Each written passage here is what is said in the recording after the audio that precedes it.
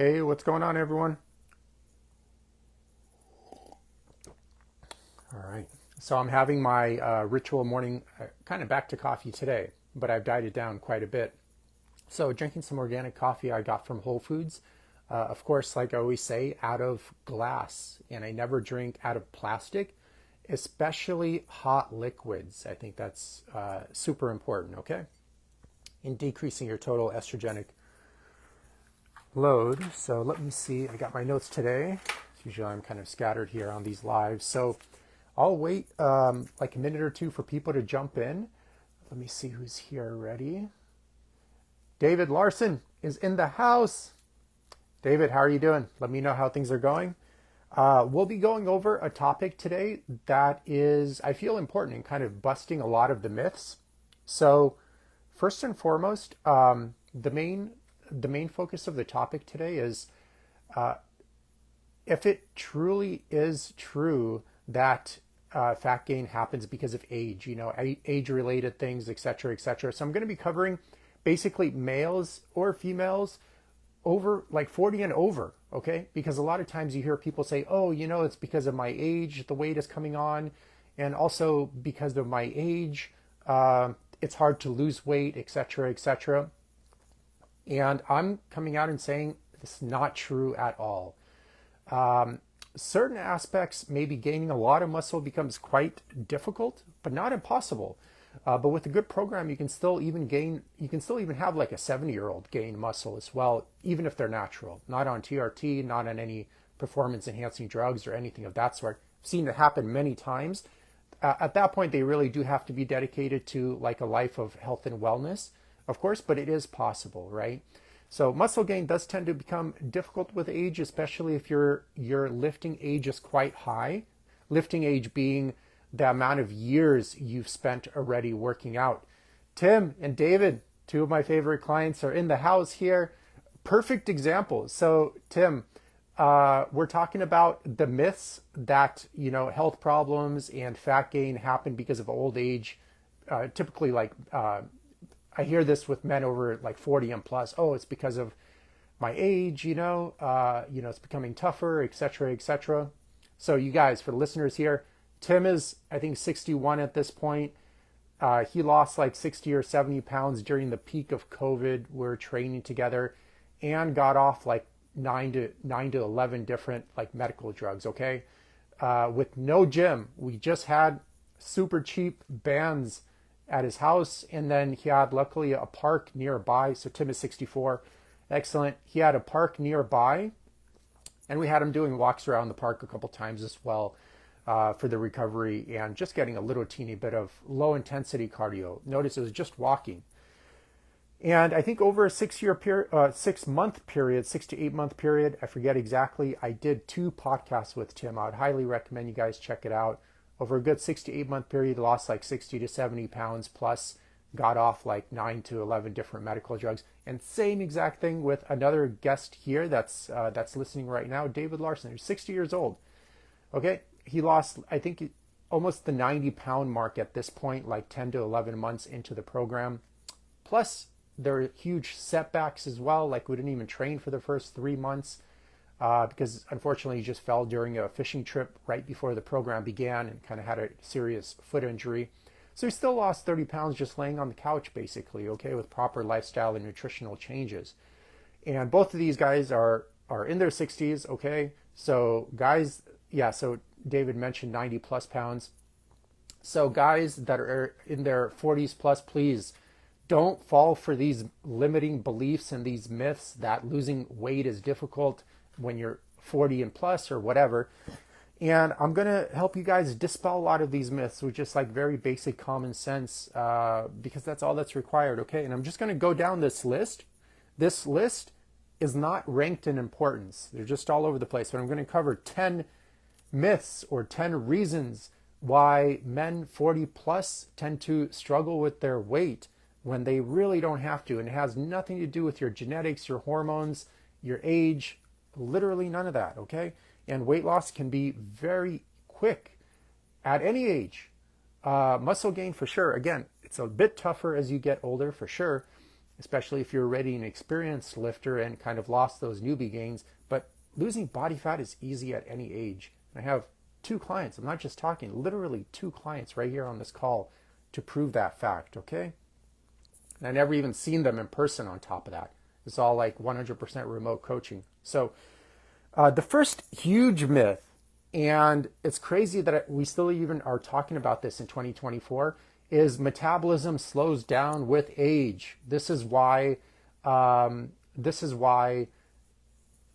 is coming on so quickly and I'm getting so overweight or whatever. This is totally not true. I'm not even going to list the studies because it's kind of no point of listing something that's so obvious. But metabolism barely decreases through a lifespan, basically from 20s through your 60s, okay? Like barely decreases. And I would argue if you just kind of seriously lift weights and have like a decent amount of protein in your diet and have good lifestyle variables that encourage good recovery from your 20s all the way through your 60s, it probably actually just increase. Okay, so I'm like 39 years old already, 39 years old. And just to maintain my weight, I need to eat about 3,200 calories, 32 to 3,500 calories a day just to maintain my weight. And then to gain, I need to eat well over 4,000 calories. And I still lose weight at about 3,000 calories a day or 2,900 calories a day, which is a very high caloric range, okay? And again, I have been lifting weights very consistently, basically from the age of like 17 to 20 to 39 with very, very little breaks. I did, even when I traveled for long periods of time, like a couple months in India, a couple months in China, a couple months in Japan, even whole summers in Ukraine and Moldova area, I did carry bands with me. I did, like in Japan, P90X, in India, moreover, like backpacking with a really heavy backpack, like 30 or 40 pounds plus band workouts. So it still kind of maintained the muscle tissue, but of course, traveling does make it difficult. But the point is I stayed like very consistent with it. And that's what's important, okay? So even if you're a mess, remember, metabolism basically doesn't decrease with age. Total myth. It does like very, very little, unnoticeable. But again, if you just maintain your muscle mass basically through lifting weights or a combination of lifting weights and calisthenics and maybe just a hint of cardio, but definitely not overdoing the cardio aspect, your metabolism will literally stay flat or actually increase as you age, okay? So that's not an issue. The real issue of why people gain weight as they age is basically they have accumulated a large amount of poor lifestyle patterns, what I refer to as kind of like a mind virus that has finally come to fruition. Okay, so a mind virus is basically like a set of belief systems that lead to a set of consistent behaviors that lead to eventually the deterioration of your biology. Just like a real virus, it infects you and then it destroys your biology eventually, and then you end up dying. But a mind virus is equally important to remember because there's certain belief systems, and a mind virus is actually the most dangerous virus in the world, and it's killed far more people than COVID or wars or whatever, any other virus on the planet, okay? A mind virus is basically, again, a belief system that doesn't facilitate health conscious choices because inevitably, short of car accidents and stuff like this, you got to use common sense here. Inevitably, when you develop things like cancer, become 30, 40, 50 plus pounds overweight, this takes a long time. It doesn't happen overnight. Oftentimes for most people it actually takes decades. I think the average person, I don't know, from my experience, I haven't checked the number, but basically gains around 5 pounds of excess weight per year probably after they're 25. But 5 pounds per year, 10 pounds or 10 years later, that's 50 pounds. 20 years later, that's 100 pounds. And that's how people kind of end up being like very, very overweight. It's a slow, gradual process that requires a certain belief system to kind of force the host, the central nervous system, to participate in certain behaviors that result in those health problems over a very long and consistent period of time. Okay? And what happens usually as you age too, typically for most people, their responsibility increases too. They get promoted, they're like middle manager, let's say, late 20s. then late 30s or something, they become district manager and whatever, maybe vice president or executive or a partner at a law firm, or they started their business and their business grew and grew and grew. Now they have employees and a lot of paperwork to do, a lot of client follow-up to do, dealing with a lot of moving pieces, especially employees, could be very difficult. And all of this basically, especially with a mind virus that doesn't facilitate health conscious choices, just makes a person very distracted and totally not conscious of basically their health at all. Because the fortunate thing, it's fortunate and unfortunate. Living in society, you can kind of really let yourself go, but still, go to work, make money, have enough money for a house, have enough money for groceries to live, etc., etc. So the demand to really stay like optimally healthy is not there.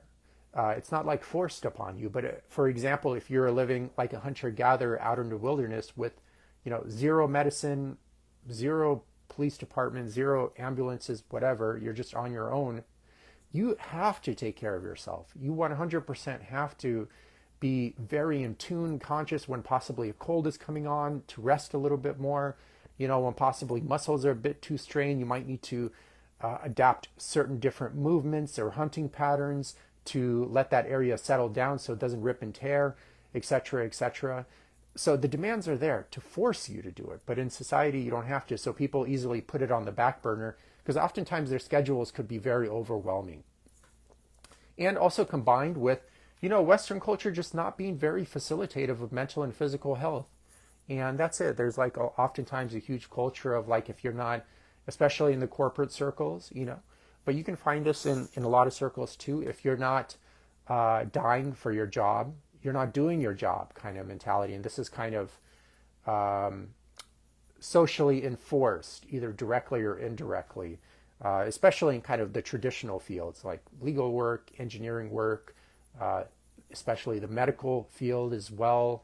A lot of times there's a tremendous amount of burnout and just people not happy with being there, not because they weren't happy with the field to begin with, but just the very taxing environment is quite exhausting, okay? So that's what really happens. So myth one is I'm gaining weight because my metabolism slows down with age. Totally not true. Metabolism doesn't slow down with age. There are countless studies that show there's a slight decrease from 20 to like 70, but it's very minor. And again, I'm stressing that if you just continue to lift weights at least 3 times a week, nothing even crazy, your metabolism would actually stay level. If anything, it would probably just increase, okay? And I've seen this happen with clients in their 40s, 50s, 60s, even 70s. And in a fair amount, like a respectable amount of time, like 4 to 6 months, not even like 20 years, okay? So myth one, it's not your metabolism. So please, let's just stop using that as kind of like an excuse. Another one that I hear often is like, oh, I'm gaining weight, I'm low on energy, I have trouble gaining muscle because of my age. And we all know that due to age, your total testosterone decreases. This is true to a certain extent when you already get up into your like mid 60s or like 70s. But before that, I mean, it doesn't apply at all, okay? In fact, like I've coached many clients with chronically low testosterone. Charlie Bono was one of them. I did an interview with him. A lot of the people on this live right now know him as well. Lifetime, he had about like 250 nanograms per deciliter. He was just obese his whole entire life. And by the end of about 8 to 10 months, we got him from a total testosterone of 250 nanograms per deciliter all the way up to like 750 nanograms per deciliter. And he's like 55, okay, 53 or 55, I forget exactly, but basically in his mid 50s. And if you are actually healthy and really take care of yourself, your total testosterone would be around 700 to 800 nanograms per deciliter, even into your 60s. I know many 60-year-olds that are not on testosterone replacement therapy. They're not on any over-the-counter test boosters, which don't work anyways. They're not on any performance-enhancing drugs. They just really take care of themselves, really have good sleeping patterns, avoid stressful work and stressful personal relationships, get some sun a little bit here and there, lift weights often, keep their body fat at like 10 or 12% all year round for many, many years. And they're like 65 plus and still hovering around 700 to 800 nanograms per deciliter, which is an amazing number to be at. And if you're a bit higher than that, that's even more amazing. Okay, you don't, but you could already develop like an awesome physique and great health at those numbers. That's what I'm stressing. And the reason people have low testosterone, like 40 plus, and you hear this often, again, isn't because of their age, but again, because of that mind virus. It's creeping in, and all those poor lifestyle choices done over many years are starting to catch up. Eating high processed food, sleeping poorly, and almost nobody sleeps well. I think the average American sleeps around 5 hours a day. Last time I looked into this, and I bet you the quality of those hours is pretty shitty too. So really, I'd probably argue like 4 hours a day. So that's going to plummet your total testosterone. And on top of that, people that think they're sleeping well, trust me, they're not. I mean, it's so rare. Even if they say like, oh, I'm going to sleep at 10, but really, honestly, they probably fall asleep at like 11. And if they get up at 6, that means they lost 7 hours of physical repair time per week. That's going to plummet your testosterone as well quite a bit, okay? Like maybe 100, 200 nanograms per deciliter lost right there alone. On top of that, people's body fat is way too high, like way, way, way, way too high. Even the people that don't think it's high, it's still like very high. Just unfortunately, the person next to him probably has an even higher body fat percentage. So the thing is, the kind of standards have lowered quite a bit. But the higher the body fat percentage, the lower the total testosterone, because inevitably, unfortunately, as you gain a lot of excess weight, the body starts producing a lot more estrogen too. And your hormones are kind of like a symphony, like when one, instrument is playing, some other ones aren't playing, to basically make the music more comprehensible. So it's the same thing with hormones. Once estrogen starts shooting way up, your total testosterone is going to go down. So the concept of like, oh, my testosterone is going down with my age is not true. It's moreover, the person is probably overweight, even if they don't think they are. And overweight is, for males, in my opinion, like anything over 12% body fat. That's already accumulating excess weight. So 20% is overweight for males, 25% is obese, and then over 30% is basically like morbidly obese, okay? And the average American is around 27% body fat from my observation, okay? And there are also 9 out of 10 Americans right now are metabolically sick. So that's 90%. And I guarantee you, if I've done this many times, I talk to people that are like on multiple medical drugs, very overweight, have bad knees or bad back, and I ask them how they're doing, and they're like, I'm completely fine. They say that with like a straight face too, and I'm like, no, dude. There's a lot of cognitive dissonance there. That's a long conversation too, but they're not. So again, testosterone, I'm gaining weight, I'm losing muscle because testosterone is going down with my weight. Testosterone is going down with my age. Totally false. A myth, okay? You can keep your testosterone high naturally. I'm 39 years old. My total test is around 900 to 1,000. Still, okay? The average early 20-year-old is probably around 500 or 600 these days. I'm already like twice their age, but also twice their total test as well. And just a normal healthy number is 700 to 800 if a person is healthy, even into their 40s, 50s, and 60s. And that's it. And the good thing is, you guys, you can bring these numbers up, but you can't keep living a life of normalized pathology and expect that to happen. And I think, in my opinion, one of the worst mistakes people make is, instead of fixing all of those issues that led to the total testosterone, trust me, it's not your genetics, it's not your age, it's just your behavior. Like 99.99999% of the time. There is a genetic factor for maybe 1 out of every 500, 600 people that would result in a low testosterone, but it's extremely rare. And I guarantee you the chances of that being you is almost zero. I would say zero, okay? Pretty much everyone is just not sleeping well, not working out enough, or working out way too much and not correctly. There is no comprehension in nutrition whatsoever. Everyone's nutrition is a mess.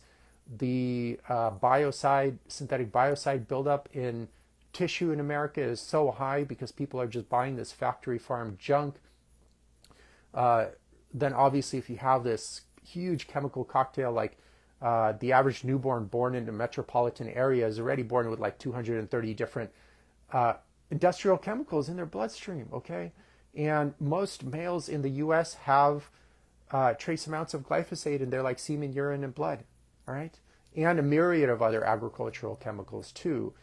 Just because people are kind of obsessed with this kind of like cheap food, but it's really not that cheap, and I can kind of explain in detail why the cost is actually quite high, okay?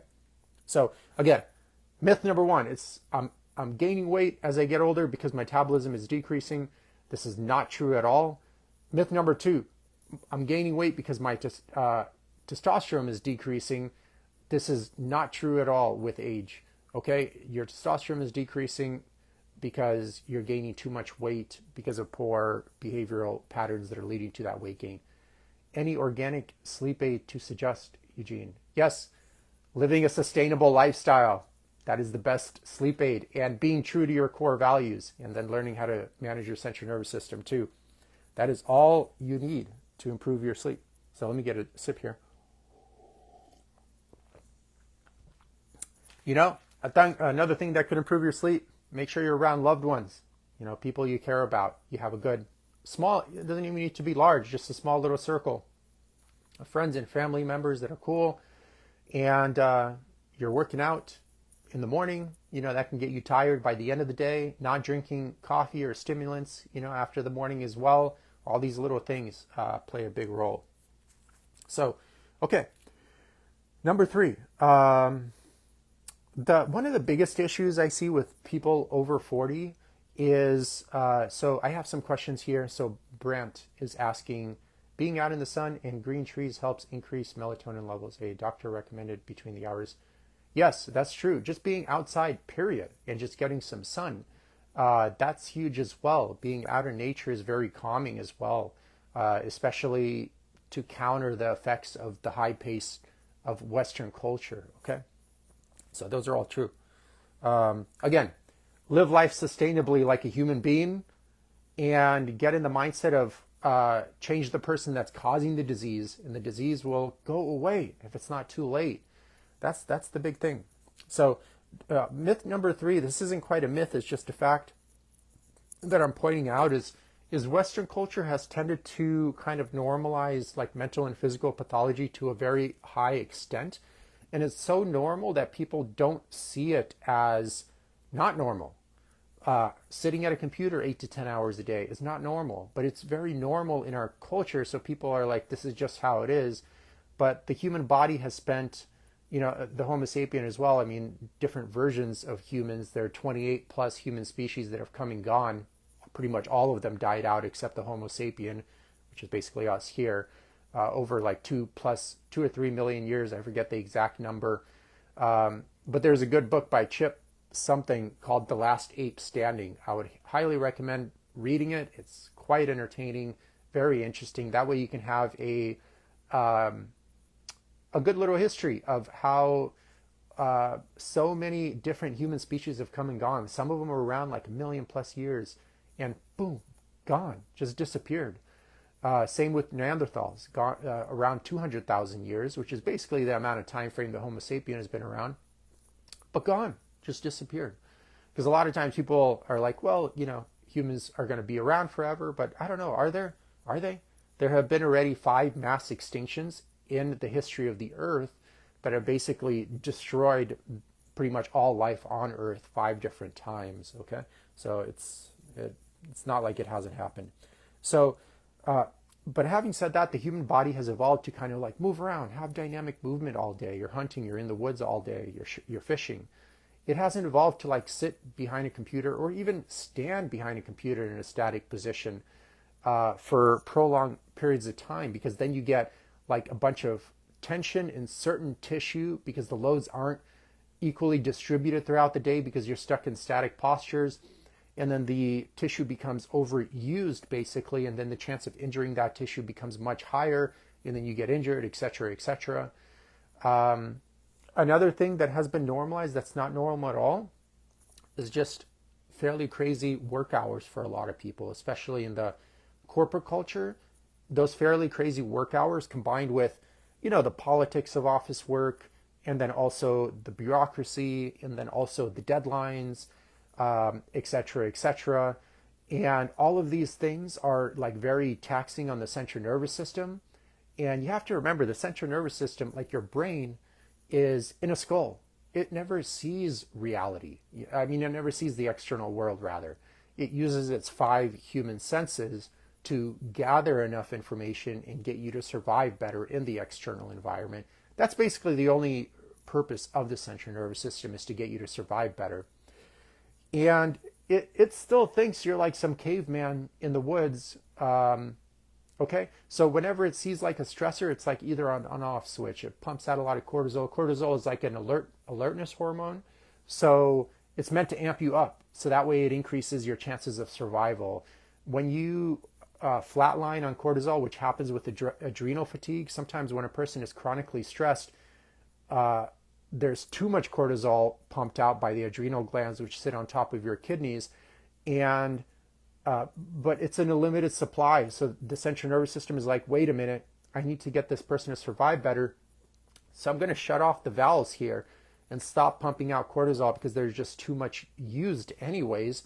And that way I can reserve it for like a lion jumping out at me or a dinosaur jumping out at me or something like that. Because remember, your central nervous system, like your DNA even hasn't evolved in like 200,000 years. That's another myth, because sometimes people are like, well, it's in my genetics, it's in my DNA and stuff like that. But remember, like being overweight. But remember, there are almost no overweight people in the U.S. in like before 1950. And it really kind of hit hard around 1975, I would say 1980, and then kind of picked up pace from there. And there are definitely no overweight people during the hunter-gatherer era for sure, ever. And the DNA hasn't even changed, so it's not so much of genetics or testosterone or metabolism decreasing with age. It's really just people living out of alignment with how the human body has naturally evolved. And then on top of that, just a culture kind of normalizing pathology to a large extent. Burn out your fingers. That's a good question, Warren. I don't know. But all of the 12 human systems are interconnected. So I don't know where I got this saying from, but the saying is, what part of a watch tells you the time? The whole thing. There isn't one part. So whenever one system in your body starts operating at a deficit because basically the person is not living life sustainably, for example, it's going to drag down all of the other systems until death ensues, basically. So, okay. But basically, myth number 3, it's not so much of a myth on this one, but just people have normalized things that aren't normal, being hardcore dependent on medical drugs, high blood pressure, statins, whatever. High blood pressure is a common one, but the only problem is like people never change the behaviors that led to the high blood pressure, and they always fall back on this genetics thing. And it's true, maybe 1 out of every 500 people, they're going to just have chronically high blood pressure no matter what the heck they do. That's like 1 out of every few hundred though. But how about, the other 499 out of the 500? Totally manageable by just, what's hypertension, too much tension. Maybe get rid of that stressful job, find something more sustainable, get into the gym 3 to 4 times a week. Surround yourself, with people that are aligned with your core values. Start eating at least a USDA organic level food groups, etc. There are gaps in there, and there's a long conversation we could have in terms of the various levels of integrity of organic, but start decreasing your toxic load and stuff of this sort. All right. Okay, normalized pathology. Okay, number 4. So the big one too is there's just a lot of confusion about like what healthy eating is, and a lot of times I run into people that are like overweight and they have various health problems, and they really do try to convince me that they're eating healthy.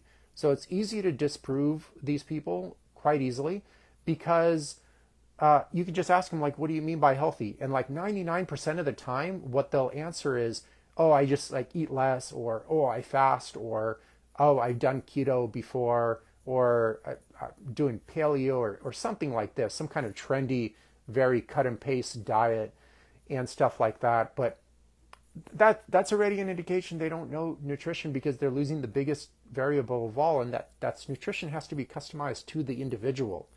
When you're following people online that are even competent, and I'm in this boat too, remember, they never met you. I have a few of my clients here on this call, but in general, they never met you. And taking advice from them is like the same as going to a doctor's office and they never talk to you. And they're like, the doctor's like, here, take these medical drugs.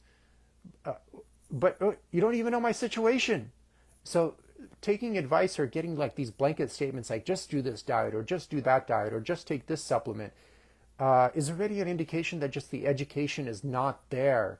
And also just kind of, if you're eating healthy, and sustainably and stuff of this sort, you wouldn't be like very overweight. You wouldn't have like a myriad of chronic health, behavioral related illnesses, etc., etc. There is that small exception of people that do know but don't apply it as well. So you got to take that into consideration.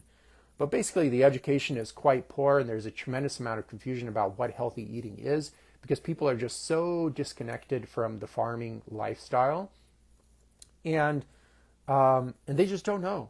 Even when I was writing my second book, I would even take registered dietitians into the grocery store to teach them about the labels. And even at that level, many of them just didn't know what levels of different integrities of organic or factory farming, or the fact that even pesticides as complete formulations are never tested for safety in the US before they're used on crops that you end up eating. Like all these little details, like even the people educated on it don't know for the most part. So that's another myth. I'm eating healthy. I guarantee you it's like 99% not true at all. And I mean that in the best way, so you can save yourself a lot of time and frustration in trying to convince yourself that you are. So, okay, number 5. I wish I can read my handwriting sometimes. Yeah, number 5. Okay, this goes back to a little bit of number 3 here.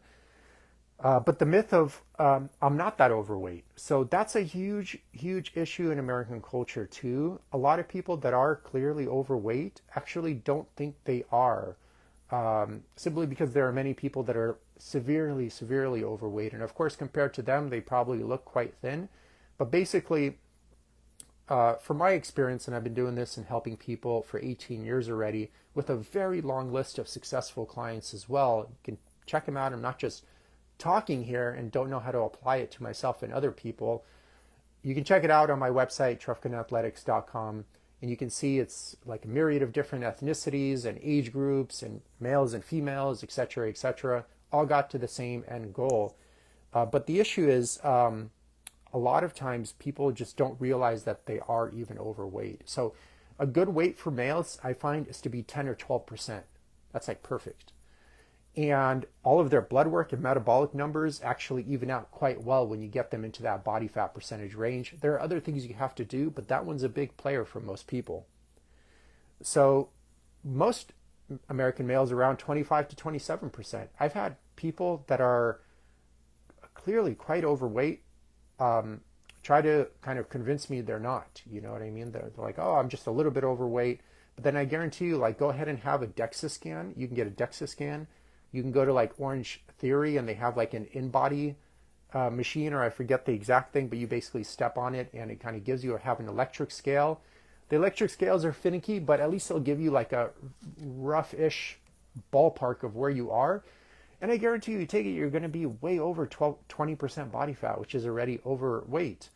And another thing, visually, you can kind of tell if you have like even an inch of excess weight that you can kind of grab on your midsection or your lower chest, you're already probably hovering around 20%, stuff of that sort. So that's another myth, that I don't need to lose weight because I'm fine, but most often it's just not the case. Okay, so number 6, another issue with especially, the generation born in the 60s, 70s, and stuff of that sort. They're just really, unfortunately, they just really got into this like symptom management game of healthcare. And I see that a tremendous amount from the people born in like, 50s, 60s, 70s, around that era. Um, and what I mean by that is like they have a health issue and they just take like typically a medical drug for it. You know what I mean? Or they have a health issue and they symptom manage through diet and exercise. So one example of symptom management through diet and exercise is the person has a mess of a relationship at home, a mess like a very unsustainable, hectic, stressful work schedule. And without fixing that, which is kind of leading to maladaptive behavior because the central nervous system is overwhelmed, they kind of try to work out and diet well. And it's okay for damage control, but just know if you don't get that foundation straight, and that foundation is basically like your work environment or your personal environment, a lot of times your internal environment too, inevitably your foundation is broken. So no matter how well of a house you build on top of it, you're missing the point that the foundation is broken. And I don't care if you're like working a super hardcore stressful job with like a boss you don't like, a nagging maybe little whiny coworker that's kind of gossipy, etc., etc., or dealing with the bureaucracy of that stuff. Like workouts and stuff like that are maybe okay, but trust me, your health is still going to deteriorate if you don't fix that and get into a more sustainable environment. So the culture basically got into of like not changing any of the foundation, but seeing a symptom and trying to crush that symptom with symptom management healthcare. But the problem is, at least from my observation, managing symptoms only yields more symptoms over time. That's it. And Americans right now are more medically drugged out than ever before. I forgot the average amount of drugs the average American is on, but it must be like 3 to 4. I haven't looked into it in a long time. 3 to 4 different ones. Some people are on like 10, 15, maybe even 20, and still very sick. But Americans are the most like medically drugged out humans in the history of the human race, but yet also the sickest humans in all of the history of the human race, including all 28 plus human species. So clearly something's not working. And unless we have an honest talk about this, it's just going to get worse, At the end of the day, you can't drug yourself into health and happiness. It's just not going to happen. It's been prominent for already like since 1950, this whole medical drug epidemic thing. And everything has just gotten worse. Like everything. People are way more obese than ever, way more health problems than ever. Close to 80% of all personal bankruptcies in the US are due to health issues. 80%. That's crazy. 80%. Okay. I think the average American, last time I checked, spends around $11,000 a year on healthcare. And it cost the US taxpayer around $350 billion. That's with a B, $1 billion per year, every single year, to help people that are obese with their health problems. So $350 billion a year. Imagine what that could do to like fix the infrastructure, up the teacher pay to get some really good high quality teachers, motivating our youth from early on. That's so important. Those elementary school teachers and those high school teachers, they really set a great example if you run into the right one of, how to live life great. You know what I mean? And a lot of times to attract the best people, you need to pay good money. And that's what's going to attract the best people. And we have the money, but we're just spending it, spending the taxpayer money on just ridiculousness, man. Okay. So that's another fact. So 7. Okay, I'm going to kind of go through these a little bit faster, guys, because I noticed we're a bit running out of time. So a lot of times another myth is the workouts aren't kind of like producing the results they were, because typically what happens is like a 40, 50-year-old tries to do the same workouts they did when they're 20, which probably weren't even good exercise workout routines, not structured at all. Probably they got it from their high school teacher, high school PE teacher, which is usually pretty terrible. And they try to, and the only reason it even worked when they were young is because their hormones were through the roof. And, they're young and didn't have as much responsibilities or whatever. and injuries haven't accumulated yet among a myriad of other issues. And they try to replicate those same workouts in their 40s or 50s, and it doesn't work because it's not going to work. And then they go like, well, it's because I'm old and stuff like that. It's like, no, you just need like better structured programs. Like I found really good ondulating periodization programs to be great with pretty much all clients that are looking to improve their body composition. So another issue with aging and weight-related issues or health-related issues is oftentimes just the core values are all messed up, especially from the generation, again, the 50s, born in the 50s, 60s, and 70s. They're just really hyper-focused on this kind of like American quote-unquote dream, like getting that house, as big of a mortgage as possible, getting that car, 2 cars and a dog, and climbing the corporate ladder or whatever. And health is like an invisible 100th place in a lot of these people's minds. I've seen people on the verge of like obese, like on multiple medical drugs, just feeling terrible.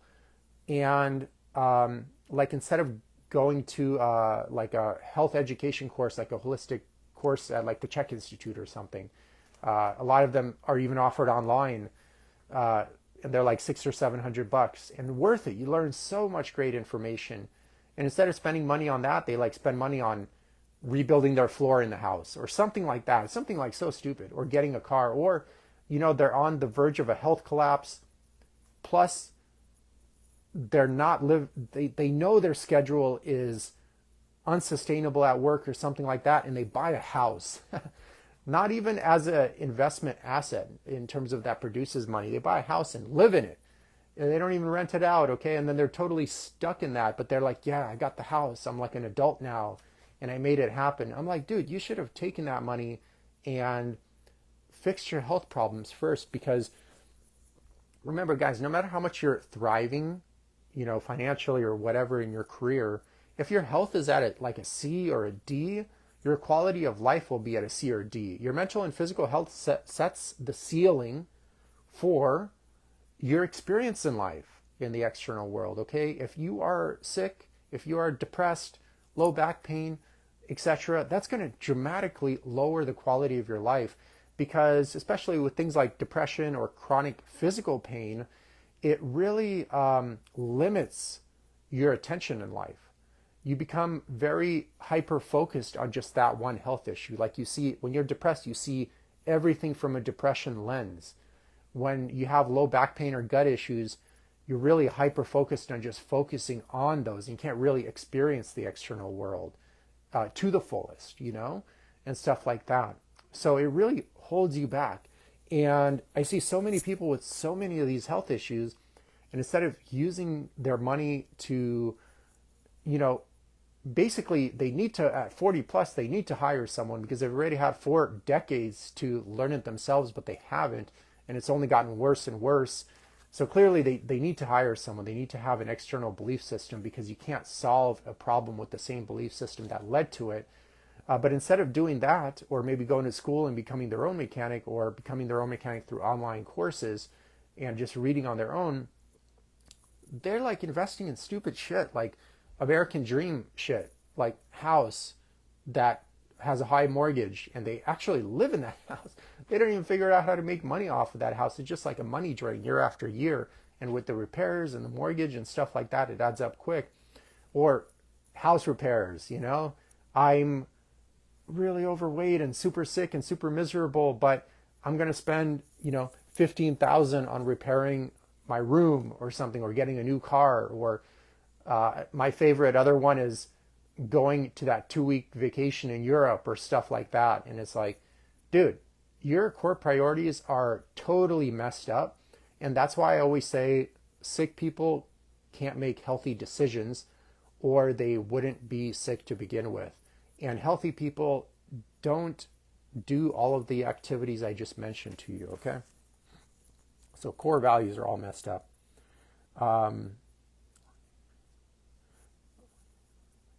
Yeah, and what keeps people stuck on that path, unfortunately, and why a lot of people don't change when they're 40 plus, is because they've already had 4+ decades of games of reframing the negative into the positive. So see, like the central nervous system, its only purpose is to get you to survive better in the external world.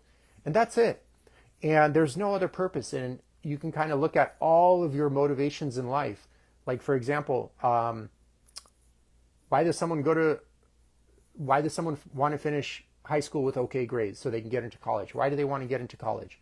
So they can have more prospects of getting a job, more prestigious title, more social recognition, thus have more chances of finding a good partner, or whatever story they want to put in. And why is that all important?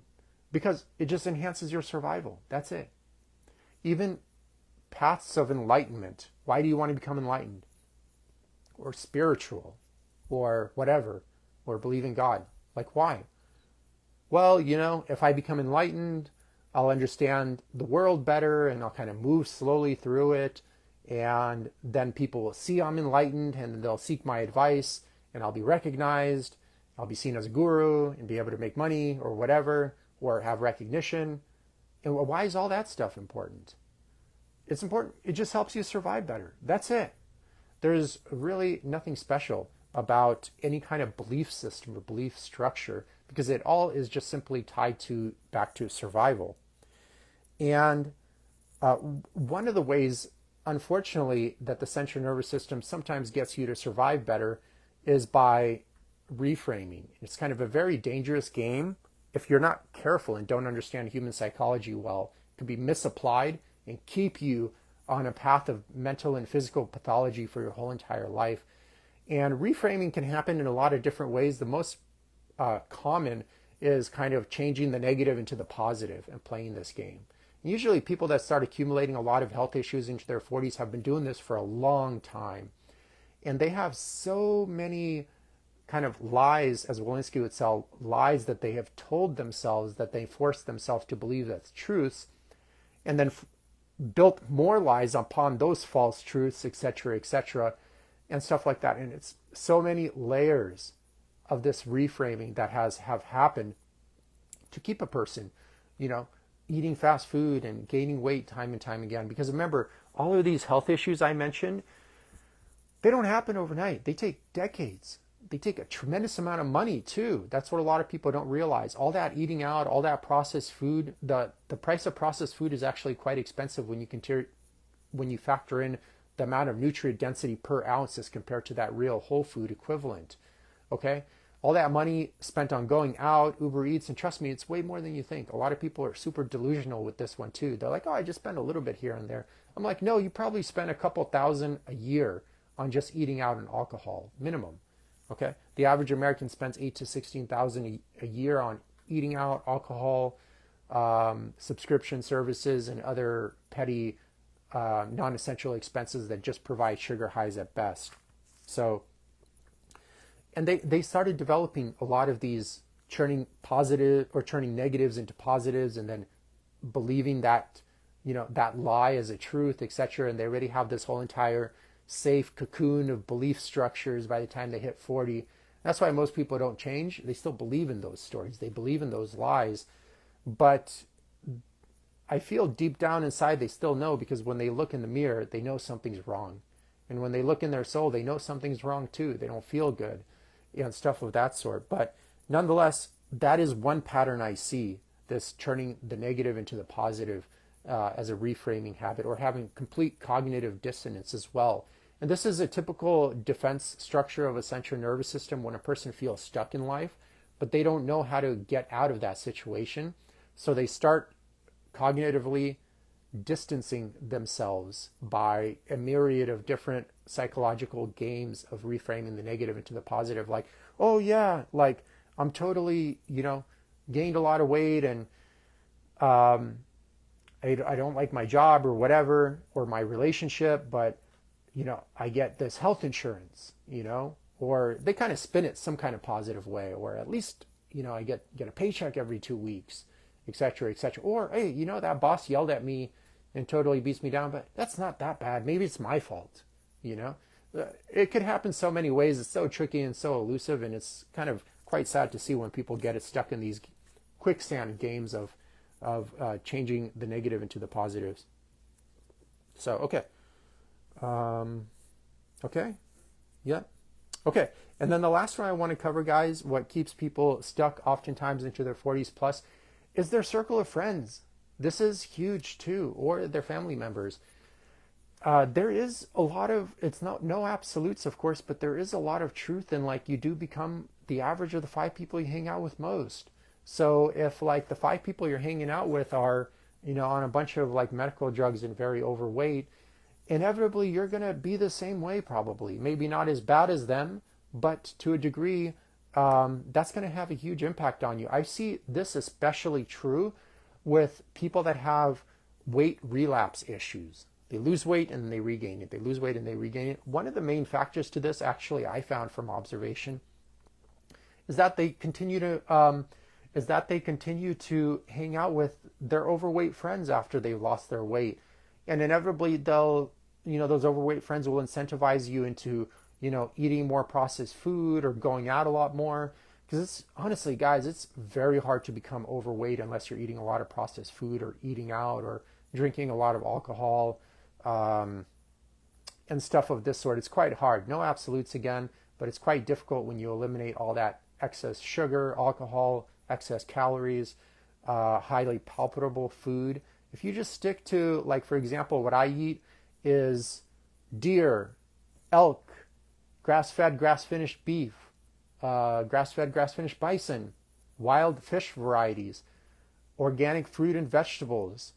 All I drink is filtered water from my Berkey, organic green tea, non-sweetened, black coffee, organic sometimes, kombucha, eat nuts and seeds with some yogurt sometimes. Okay? If you ate that way, trust me, you'll be lean and mean for your whole entire life and have great digestion and all that stuff. So that's another huge thing. It's like, oh, I don't eat that much or stuff. Dude, like the body doesn't gain weight unless you're in an excess amount of calories. You are eating a lot for your body type, and that's it. It's not your genetics, not your hormones, not your age, not the fact that 10 planets have aligned in the universe and there's some kind of energy field going on. I don't know, like I've heard stuff that's like way out there in terms of why people can't lose weight. It's pretty crazy, but it's very simple. Okay. And guys, I'm done here for today. I want to keep this to an hour, but remember, like, don't feel stuck if you're 40 plus. You could easily lose body fat and even if you have health issues right now, you can get yourself healthy enough in pretty much most cases in like 6 to 12 months, depending on the circumstance. Okay. You can do it. It's just, you got to, first and foremost, you just have to change the person that's causing the disease, which is, if you look in the mirror, you'll find that person. And that's it. And it just has to be truthful and honest. Okay. And that's the only way change can occur. That's it. So you guys can listen to this message or whatever, not do anything with it. But remember, like there's an old saying, it goes, I think I got this from Maharaj, I believe. If you don't open your eyes, like what can you be shown? So you got to let your ego down a bit. And if you're 40 plus and still struggling with excess weight, just realize that, like, hey, it's been 4 decades and still no satisfactory results have happened.